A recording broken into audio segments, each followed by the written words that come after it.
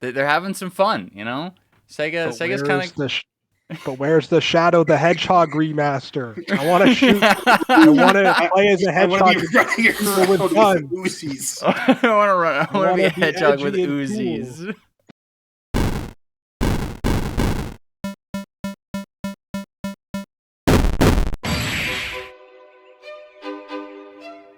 Welcome to the penultimate podcast of all time.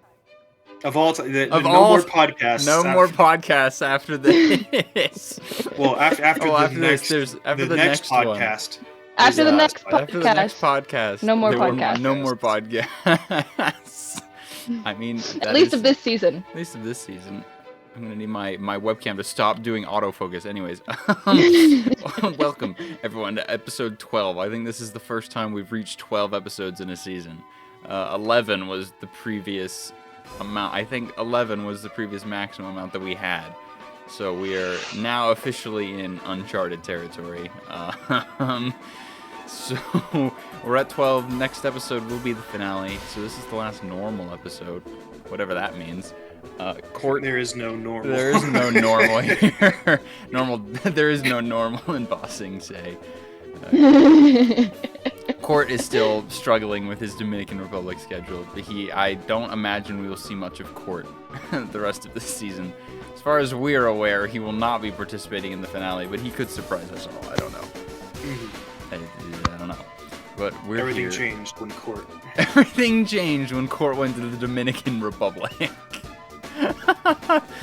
So, we've just got a bunch of fun news. Obviously, we didn't have an episode last week because conference, and I was too lazy to try and film something between sessions. So here we are. Let's start with let's start with something that I think is probably larger than the others, only because of the scale it encompasses. Just out of nowhere, NetEase and Blizzard. They were just like, surprise! We have a new deal. After all of the drama that took place in January and the later half of last year with Blizzard and NetEase having basically a falling out, and NetEase like destroying a statue at their Blizzard, like it was not pretty. It was not pretty, and then suddenly it's just they're friends now, which leads me to believe it literally was just a Bobby Kotick diff. Unfortunately for Blizzard at the time. Because, I mean, the Microsoft deal goes through, and then less than 3 months later, a new NetEase deal is made. So, It's pretty exciting. Warcraft returns to China. Warcraft returns to China. They didn't give an exact date. They just said Blizzard games will return to China in the summer. So, sometime in the next 6 months, they'll return. They didn't give a whole lot more than that. They just kind of said they're excited to bring games back, and that... What's funny is that this was rumored about a day in advance because of a leaked photo of NetEase and Blizzard's like CEO and president's meeting was leaked on Twitter, and everyone was like, "Oh, a new deal, guys!" And we're like, "No deal," and then suddenly deal. So, I have a feeling that Microsoft had an agenda in getting this, because Microsoft games largely are not available in China. Like, they're just not. So something tells me if I was Phil Spencer, I too would have wanted to try to get Blizzard games back in China with NetEase, because that is a way in for Microsoft to get their games opened in China, because I'm pretty sure things like Halo are not available there. So it was in Microsoft's best interest, monetarily and for their own good as a company, to get Blizzard games back. So I'm excited, because that means the Chinese Overwatch scene will return of the king, so to speak. So that was honestly my favorite bit of news that took place in the last week, was the new Blizzard deal. Speaking of, well, actually, I was gonna say speaking of China and go to Chengdu, but it's probably best if we start with the major first and then go to Chengdu. Yeah. So let's start with the CS2 major with Navi. Yeah. So by this point, it's old news, because last week we didn't have an episode, Yeah. and then it literally happened like the day after we recorded the one before that. But it's still a really, really big deal for anybody who understands the Counter-Strike scene. So you might even remember in the last episode when I knew who the semifinalists were, I was like, I think anyone can win except for maybe Navi. And then, Surprise. guess what? Just like the rest of my pick'ems, I was wrong. But to be fair though, a lot of other like pro players and stuff are tweeting like, if you got a diamond coin, like if you did great on your pick'ems, you are stupid. Like this major went so wrong, like in terms of expectations and like so who funny. should have won. Mm-hmm. I mean, so to be fair, I watched the G2 Navi series. I've never watched a CS series before, and that was probably one of the most hype esports things I've watched. It was wild. It was Counter-Strike is so hype, man. Like, this is like week 5 or 6 of me talking about Counter-Strike. Like, this tells you how much I love it and how much I think like it's a great esport. It like literally takes up 90% of like my Twitter feed and stuff. So, but I want to try and explain, even though people don't really understand the Counter-Strike scene, I'm assuming at least, how crazy it is. Yeah, put it in football terms. Well, I don't know if I could do that, but the I Dallas can say Cowboys. No. So going into the major, Navi were ranked number 6 in the world, which like sounds good, but really like it's not. Like there are a lot of teams that can be like in the top 10 that like still don't necessarily have a realistic chance of winning. Like the teams that were supposed to win this major were like Vitality, FaZe, Spirit, or G2 probably. Like those 4 were like by far the favorites, should have won, and Navi was like a tier below that. And they took down G2, they took down FaZe, and there's like multiple storylines with like the players on the Navi team that make it even crazier than just the fact that they were underdogs. So first of all, the biggest story that everybody focused on is that Navi's in-game leader, Alexi B, has like a huge history of getting blamed for teams' failures. I don't remember if I talked about this last time, but like the in-game leader, usually when a team isn't performing, is like the first one to receive blame because he's the one calling the shots in the game. He's coming up with the strategies along with the coach. And Alexi B has like been the biggest scapegoat of like all time.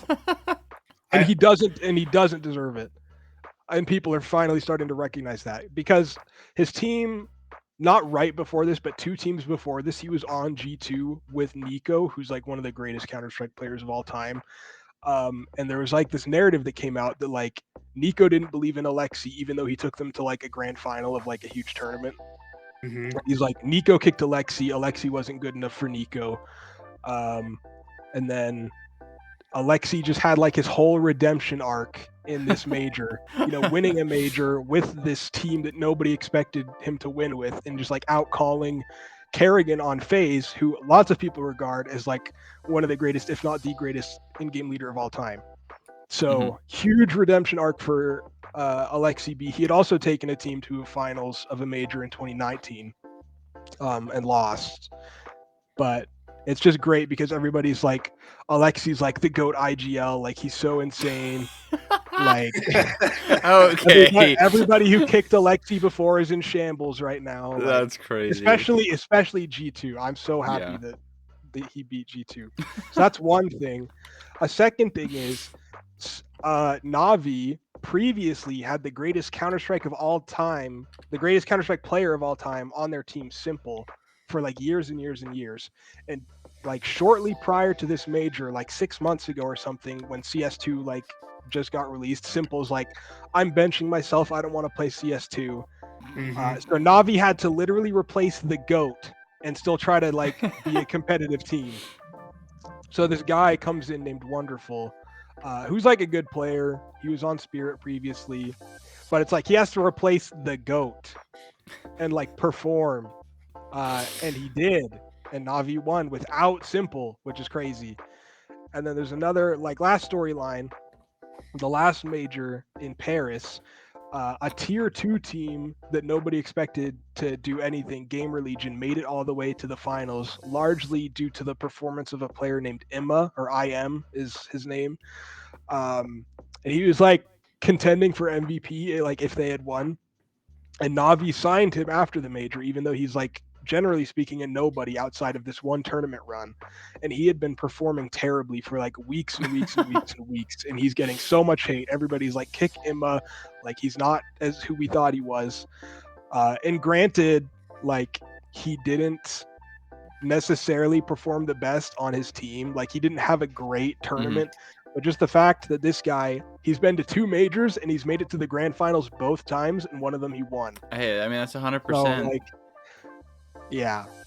And then there was another player who also was like on a tier 2 team who did really well at the Paris major, JL, who actually won the MVP, which is like insane. You know, I don't know if I can explain it any better than that, but it's just like it was really, really crazy that Navi won, and I was so happy for them.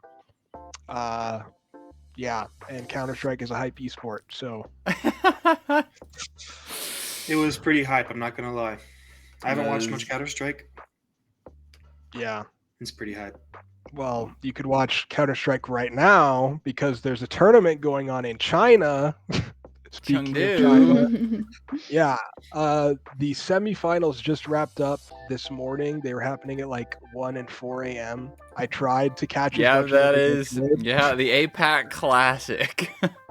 Yeah. So, spoiler if you haven't watched or if you care, Mouse and FaZe will be playing in the finals at 4 a.m. tomorrow. So probably won't get to watch that one live. I've tried like this whole week. I'm like, I'm gonna stay up. I'm gonna watch. Dude, as someone who has tried to follow the Korean OWCS scene, when matches started for OWCS, the Korean games start at like 2 a.m. and it's like by the time like the second or third game is finished, it's like 7 a.m. and you're like, I don't know what to do. Yeah. I feel like at 4 a.m. you would just get up early instead of staying up late. I can't do that. Yeah, but I remember me it was when the Paris major started last year, I literally pulled an all-nighter like on the first day to watch all the matches that started at like 4, and I was it was like really stupid. But I got myself some McDonald's. I was just like staying up all night eating. In 2022, when Overwatch League had like their mid-season madness, all the teams were playing from Hawaii or from Asia. So like the tournament would start at like 11 p.m. and then it was like 4 matches, so it would go to like 6 or 7. So for the whole week, and it was over the summer. So basically what I did is I just flipped my sleep schedule for the week to watch the whole tournament. It was a commitment to the bit. Yeah. So anyone who's committed to watching the Chengdu major, just be prepared. It'll be good, I think. There's been a couple interesting storylines that don't really apply anymore because the teams have been eliminated, but just a couple big takeaways from Chengdu so far is both Team Liquid and Astralis, who are personally 2 of my favorite teams, had like created super teams essentially, like at the start of CS2 or like, you know, not too long ago they made super teams and they've had super high expectations, and both of them missed the major. But they both played at Chengdu and made playoffs. Astralis made semis, Liquid made quarters and lost to FaZe in a 3-game best of 3 series, which was pretty close. So like it's promising for Liquid and Astralis fans. I'm happy for both of them that they look like they can compete on a pretty high level, and hopefully they'll just keep improving. So nice. And then last thing, I'll just move straight to the next topic because keep it with Valve. So in the semifinal, there was actually a rematch of Mouse and G2, which, if you'll recall, was the game that was going on during the incident at the incident. The low-key terrorism incident. So yeah, as people expected, for once, Valve actually did something. They responded. I don't know if they like straight up said this is as a result of like what happened at the major, but Valve just made a pretty big trading update which really only affects people who care about skins, which isn't everybody. So like it doesn't affect anybody outside the Counter-Strike scene really. It does not But for affect the people other in the three of us. scene, it's a pretty big deal. And I do think it was in response to the incident, because a lot of third-party websites that do skins, the way that they work is that like you'll send the website money, and then somebody who's posted their skin on the website or like get a notification like this money's waiting for you, and then you have to send the skin to whoever bought it, and then the website looks at your inventory, the person who paid, to like make sure you got the skin, and then they'll give the money to the person. Is like typically how a lot of websites do it. But Valve has just made it so that after you trade a skin, you cannot see it in your inventory for 10 days. So they're kind of like targeting this system of trading where you like verify that a skin's been traded by looking at somebody's inventory. Obviously, it's still possible if you're like willing to wait the time, but it's like kind of annoying. Maybe people back out of giving the money, but it just complicates things, and not just for like stupid gambling sites like the people who came up on stage, but also like legit skin sites, like third-party skin sites. Like the one I use is like CS Float, and that's the way that they do it, and I've never had any problems with it. I've never gotten scammed. It's like super legit. And there are other websites that do this that even like sponsor tournaments and stuff. So like, yeah, Valve is trying to target like these bad websites, but they're also like harming the good part of the skin scene, which like it's totally in their right to do, because Valve makes less money than they could because people are using markets other than just the straight up Steam market. What a crazy idea. But at the same time, like I said, implemented to hurt the bad people ends up hurting the good people too. What? Yeah, like what? So now this these has never websites, happened before. These websites have to like figure out an alternative way to like still keep their website running, because I don't think anybody's going to wait the 10 days, I would imagine. So like the only other way that I'm aware of, at least, is by using bots, where it's like you trade your skin to a website's bot, and then the website's bot, when they get the money, will give you this like the other person the skin. But there's like ways to scam people with that. Like I've been scammed with a fake bot from a website that just like took my skins, and it didn't actually belong to the website. So I was also just stupid when I did that. I was like 16 or something. But I am just a little bit concerned with how this is going to affect like the legit websites that people like, that sponsor tournaments and stuff like that. So I don't know. We'll see how it plays out. We shall see how Valve handles it. Let's go to Can we talk about Fallout? Let's talk about Fallout. Okay, so I don't know if any of y'all have watched the Fallout premiere on Amazon Prime. No, but I have heard it has been actually pretty good. It's actually pretty decent. Like, you can tell that the people who worked on this genuinely enjoyed working on it. Like, it didn't seem like the people who got into this were like, all right, here's just another job I gotta do. Time for another slog fest of clock in, clock out. Yeah, of corporate meddling and me just having to just do my job. No, it looks like these guys actually went and were like, we're gonna create really cool looking set pieces, really cool looking props. Like it genuinely looks just like a care went into it, which is pretty rare for straight to subscription services TV shows. Yeah. And so, yeah, I think this is just a good sign for the overall like expectations of what we want, for what consumers want from just adaptations in general, and especially video game to live action adaptations. Like the VFX weren't horrendous. They weren't the best, but I mean, it's a TV show, so. Yeah, them TV show budgets, the VFX are usually the first thing to take a hit. So, I mean, it is definitely not for all audiences. Yeah. but if you like Fallout at all, this is definitely your kind of show. They did not butcher this. It is an enjoyable experience to watch. The trailers, I'm gonna be honest, the trailers did not Do it justice. do it justice. The trailers made it look bad. The framing was weird in the trailers. Noted. But it's actually pretty good. And since with that, you can actually, like, with the premiere of the Fallout TV show, you can get Fallout 76 for free through Amazon Prime. There you go. And so Fallout 76 pretty game nice. like player count numbers have spiked for other than like getting Fallout 76 for free. There's also, I'm sure, plenty of people going back to Fallout who haven't played it in a while. Yeah. The spiked interest from the show. Like, oh yeah, like they remember the overall, just like the feeling of the game and the feeling of like the overall universe. And so I'd say really well done. Props to Amazon for not butchering this one. Good job, Amazon. You didn't ruin it. You didn't ruin it. And so, Oh, that's funny. here's hoping it stays as good. We still got plenty of episodes to come Yeah. out, so Here's hoping.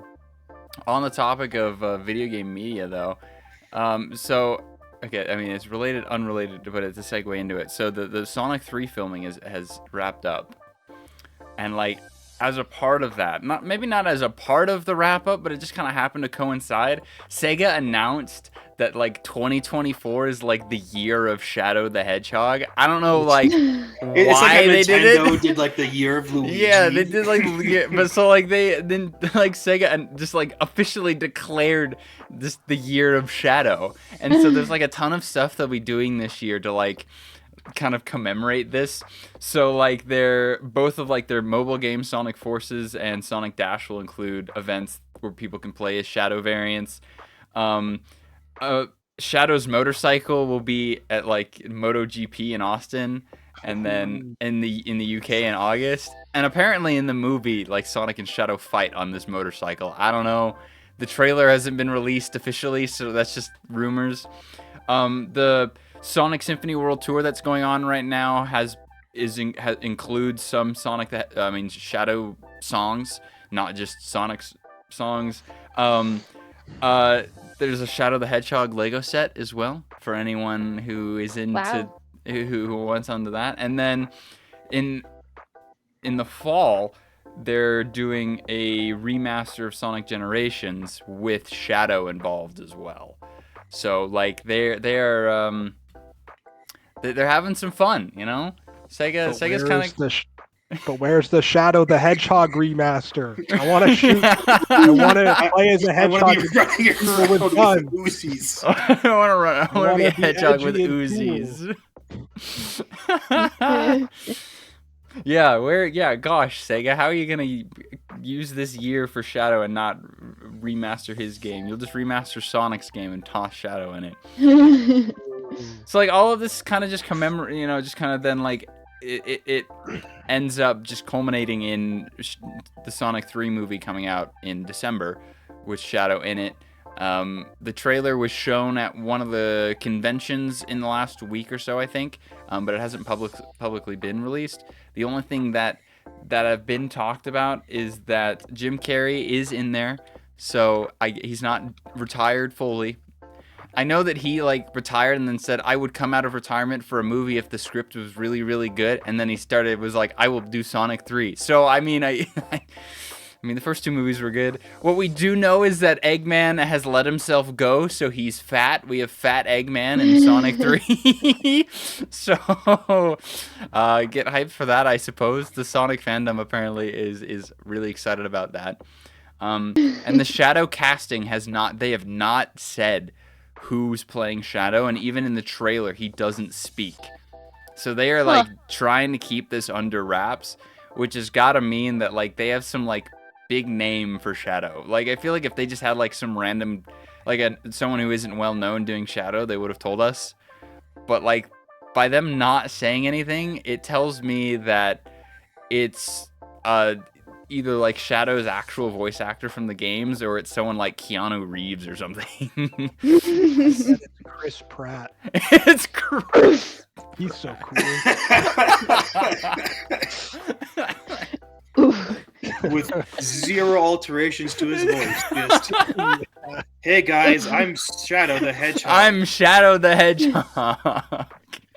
I don't know much about Shadow the Hedgehog, but I'm pretty sure he can recite the Bible in Japanese, so.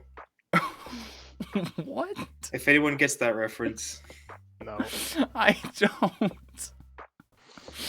Okay, well, so it's if you're Shadow the Hedgehog fan, 2024, this is your year. This is you can pop off this year. Let's now talk about servers going offline, but not really, but yes they are. Kind of, sort of. Yeah, okay, Lillian, talk us on the two sides of what's going on here. Yeah, so this past week, I believe it was this week, I can't remember whether it was this week or last week, but Nintendo announced that they were going to be shutting down the servers for the Wii U and for the 3DS. Not the most beloved modern Nintendo console. Yeah, super. Yep. Anyways, people are so upset, but people are actually very upset apparently because a bunch of fans decided there's two different fan projects that I read about to try to preserve these servers. So one of them is called Hold. the Spot Pass Archival Project, and this one they're just trying to like archive a bunch of like content that was available on the servers. So like if they're like DLC and stuff. And then there was also Pretendo, which is trying to actually preserve the servers themselves. So a bunch of fans are trying to keep the servers alive just with their own whatever they have. They need to make sure they have enough dedicated WAM for their dedicated WAM. Nintendo Wii U Yes. and 3DS servers. Yep. So they're trying to preserve these servers so that they can still play their Mario Kart Online or whatever. Probably, I'm gonna be completely honest. I'm pretty sure the only things that are being played on servers right now are Mario Kart and Smash. I don't imagine. I bet Monster Hunter. Monster Hunter 2 probably as well. Like, other than those three, I highly doubt many people are like, but I mean, I think Splatoon as well. Maybe. I think some people are wanting to make sure they can still play Splatoon. That was one that I was seeing. Yep. How long before there's a cease and desist from? Yeah, place your bets. What's the over under on months left until a cease and desist is sent? Yeah, but people are trying to keep them alive so they can still play their Smash and their Mario Kart. Yeah, Nintendo. We'll see how long these projects last. Nintendo does not. Nintendo does tend to shut down these. Even when I was like reading up on this, I saw literally like in my Google like recommended articles. Apparently, like Discord was like going and shutting down the servers of like Switch emulators as well. So now even Discord is getting involved in this. Either emulation or like just trying to uphold services that Nintendo themselves don't do anymore. So just be careful, Pretendo. Yep. Otherwise, you may not have a front door tomorrow. Well, I know that, as much as we make fun of like the service shutting down and like how we should be upset about it, like I remember like when Wii service shut down, I was legitimately upset about it. The Wii service shutting down was legitimately tragic. Well, because I played, the big one for me was Monster Hunter Tri. It was like one of my favorite games on Wii. And that game, literally more than half of its content was available exclusively online. You had to connect to online and then you could go to the online hub where like most of the cool quests were. And I know that there's like a group of people who are doing a similar thing where they've like tried to reopen the online hub, at least for Monster Hunter Tri. I don't know if they're doing anything else with Wii servers. Well, I know that at least with the Wii benefits from the fact that a lot of the people who want to keep the servers alive just hack their Wii and use homebrew and stuff. So like Yeah. there are like backdoor servers that still exist for the Wii, but I don't know that the Wii U and 3DS have those capabilities because their firmware is a lot more locked down than the Wii's is, because it was like really easy to crack your Wii, like really easy to do. Yeah. So I don't, the Wii is benefiting from that, so there are still ways to play online just straight up on a Wii like normal, but the Wii U and 3DS, it does not appear like that's an option, unfortunately. There's no homebrew backdooring. So That's hopefully a what a shame. I low-key was looking into buying a Wii U though, because I wanted to play Monster Hunter 3 Ultimate with my friend, and I had heard that you can still do that on the Wii U. Because I Well, can't play Monster Hunter Try on the I was Wii. like, I want to replay this game, so I should get 3 Ultimate on Wii U. Well, Oh, no. you're Well, you're a little late, Skylar. Dang it. Just a little late. Just a little late. All right. We've speed run today. A fun piece of news that I actually like didn't realize was happening until like I saw it, like I think it was yesterday. The BAFTAs had their Game Awards on Thursday. I didn't even know that the BAFTAs had Game Awards. So I mean, Baldur's Gate 3 won, most of the big categories, as one would expect. But even like Hi-Fi Rush like got itself in there, as did a few others. So just reading through, I'm looking at how many. There was a lot of. How many awards are here? 2, 4, 6, 8, 10, 12, 14, 16, 18. They had 18 categories. Alan Wake 2 won 2 of the awards. Baldur's Gate won, I think 5. 5? Is that what I'm seeing here? No, it won 4. It won 4 awards. So Baldur's Gate won Best Game, obviously. It won Best Game, won Music, Best Narrative, and then the Player's Choice. And then Alan Wake won Artistic Achievement and Audio Achievement, and then it's a spattering of other games. Tears of the Kingdom won Technical Achievement, though. So Tears fans stay winning, I guess. What I just find so fascinating is like how much we were all just on that Tears of the Kingdom hype train. And then Baldur's Gate. Yeah, Tears is gonna sweep Yeah, all the awards when it comes out. And well, I think it's more so that like Baldur's Gate just showed up. Like it was announced, but like it didn't have, like nobody was like, oh, Baldur's Gate, dude, this game's gonna go crazy. Like they announced it and everyone's like, oh, people who knew what Baldur's Gate was were like, oh, that's awesome, another Baldur's Gate game. But like if you didn't know what Baldur's Gate was, you're like, oh, this game is gonna win all of the awards. But then it just like everybody started playing it, and then that's kind of how it came into just rolling every award. So I think that's just a case of Legend of Zelda Tears of the Kingdom is a Nintendo game that's been teased and previewed for the last like 5 years, whereas Baldur's Gate 3 literally showed up pretty much out of nowhere. Yeah.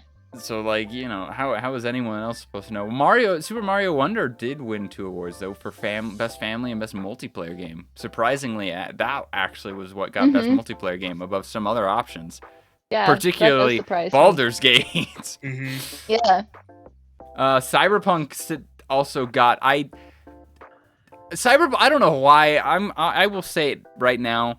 I don't know how Cyberpunk is winning awards right now, because it came out several years ago, and it's not even like, how is it winning awards in years where it's not even new? It's not even a new game. It's still winning awards because it won Best Evolving Game. The award it was Evolving Game, which that's such an odd way of putting Best Ongoing, like the Game Awards call it. Hi-Fi Rush won and Best Animation. Viewfinder, a British. Viewfinder won the Brit. Okay, why is there a category for Best British Game? It's the BAFTA. If the BAFTAs, that's still funny. It also won Best New Intellectual Property, which the B is for British. Thanks, Ben. I wasn't sure. Dave the Diver won Best Game Design. Tachia? Is it Tachia or Chia? Won Guess Game Beyond Entertainment. I'm not really sure what that means. I would assume it means that there's more to it than just like you play the game for entertainment. It may have like a maybe social good. Maybe that's the kind of like comparative category for the normal game awards. And then Andrew Wincott and Najee Jeter won acting ones. Andrew Wincott won his for Baldur's Gate. So technically Baldur's Gate, yeah, that's why Baldur's Gate, technically it did win 5, but the 5th one went to Andrew Wincott directly. And then Miles' actor from Spider-Man 2 won the best lead role. So yeah, I didn't even know that the BAFTAs did Game Awards until like yesterday when I was like, oh, those happened on Thursday, on the 11th. So that's pretty cool that the British recognize video games. Good job, Britain. Welcome to the 21st century.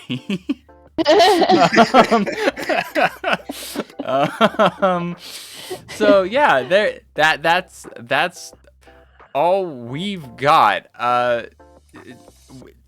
Does anyone have anything else they want to talk about? I mean, if not, we can close it up. But I am not opposed to someone bringing up random stuff at the moment. I mean, I saw a very small thing on social media yesterday. So Arcane Season 2 is coming out this November. Oh, I did see that. And apparently the finale is quote-unquote devastating. The voice actor for Jinx, Ella Purnell, said she cried. It's devastating and nobody will feel good after watching it. So... Prepare yourselves. That doesn't really make me want to play a game. Prepare yourselves, ladies and gentlemen. I personally am not emotionally prepared, and I know like probably what the most of the plot of season 2 is going to be, and I'm still not ready. So I mean, yeah, I cried into the first one. I can imagine if this is because they episode was that sad the first one. So Vander does that thing. I don't know if anyone hasn't seen it yet, so I don't want to say. I've seen the only bit of Arcane that I've seen is the stuff that I watched at Ben's wedding. At your wedding? Well, like the night before, before the wedding, we were prepping all of like some of the food bit, and then we put on Arcane afterwards, and we watched like what 5 episodes, I think. 2 episodes. I thought it was more than 2. I thought it was like 3 or 4. We watched the 4th and 5th episode. Oh right, yeah. So that's the only bit of Arcane I've seen is the like 2 episodes I watched the night before Ben's wedding in November. You should watch it. You don't have to care about League to enjoy it. It's like such a good show. I do know that.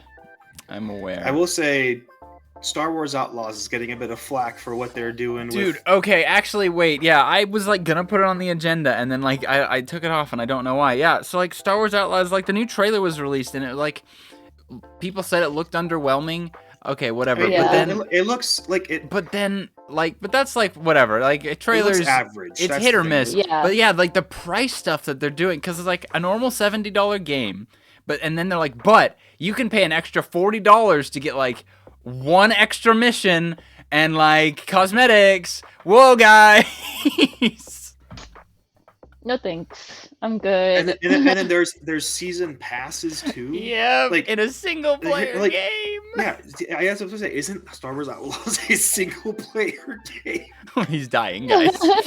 Ben's dying. Like, it's making me physically ill. Because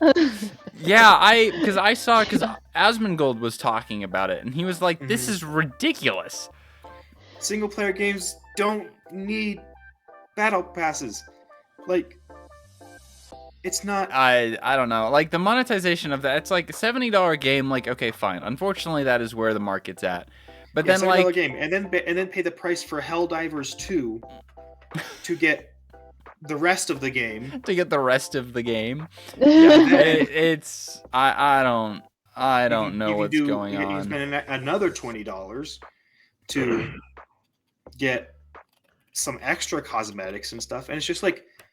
It's so the problem tired. is that it's just like I don't know when it's gonna happen. Like we need a we need something to come in and reset the market because it's like we have a really good model.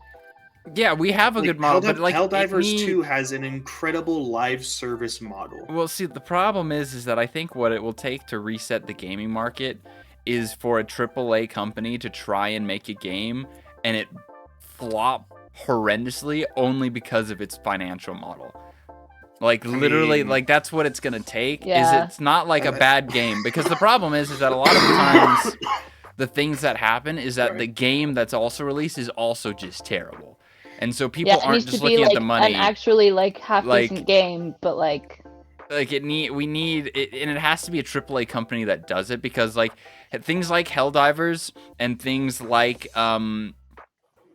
Lethal Company, like yeah, they're really good examples of like you can make a really good game and charge like half the price of a normal title, but the problem is that those aren't made by companies that really can make a difference. Like it literally has to be someone like Microsoft, someone like Sony to come in and either purposely try and reset the market and release a game cheap or try to get too greedy and crash the market because they mess up. Maybe what needs to happen is it's always going to be Star Wars games that have these kind of hits just to like the market. Battlefront 2 did the loot boxes. Battlefront 2 killed the loot box. Well, it killed the pay to win system for AAA titles.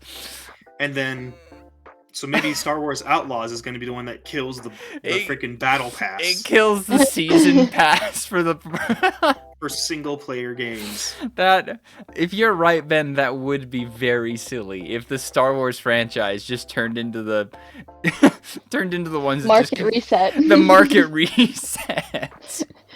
Market reset button. Star Wars game. Star Wars game.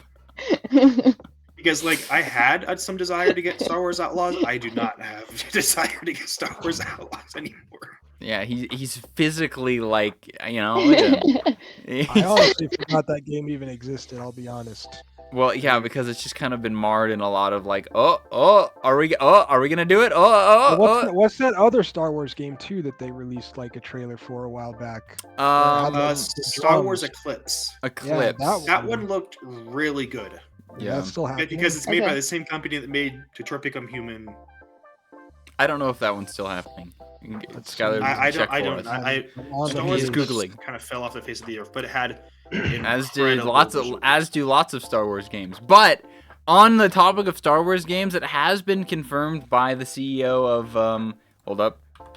I need the CEO of Star Wars. Wait, of Saber Interactive, the company that is in charge of the KOTOR remake, has said that the KOTOR remake is alive and well. Yes. So Nice. even though like essentially it is the Metro Man, the rumors of my death were greatly exaggerated, because like all the news was lots of the news cycles like the last couple months were that this remake was dead in the water. Like Sony didn't want their hands on it as soon as Aspire basically just nuked themselves to Kingdom Come.